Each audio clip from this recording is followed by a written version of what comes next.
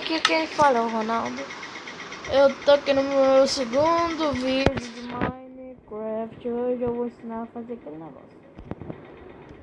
Então vamos pegar uma bedrock, que é o mais conhecido como a rocha matriz. Colocam 1, 2, 3. Não, primeiro você escala. 1, 2, 3, 4.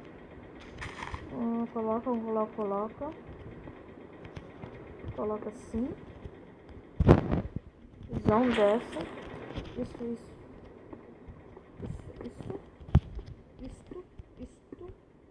Vocês vão e cobram de lado de novo.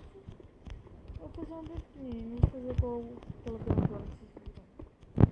Vocês colocam aqui. Voa. 1, 2, 3. 1, 2, 3. Cubram. 4.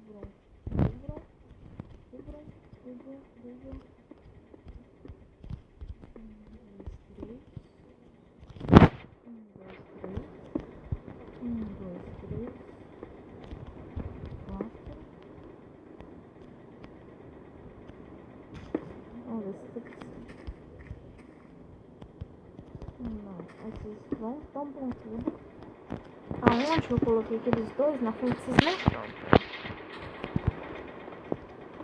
Ou eu não coloquei.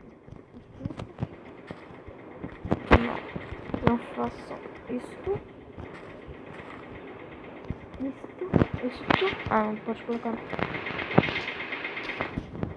Colocam isto. Isso é uma lareira. Só lareira explosiva. Onde eu coloquei? Coloca.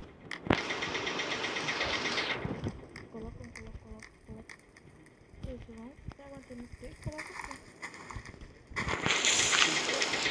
Só fica olhando de longe. Vocês estragam muito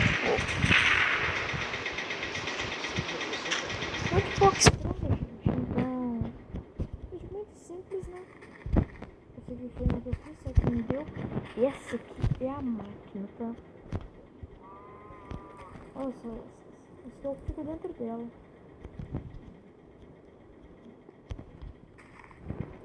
Colocando por dentro dela.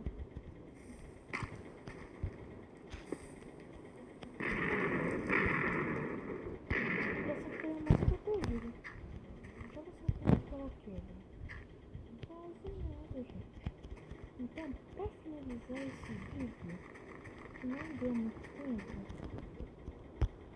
eu vou seguir uma torre, implementei e vou arregaçar tudo.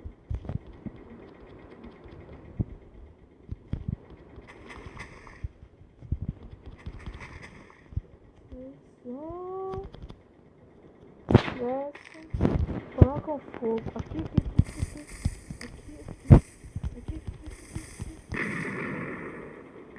Oh, não deu. Acho que acendeu a última. Aqui.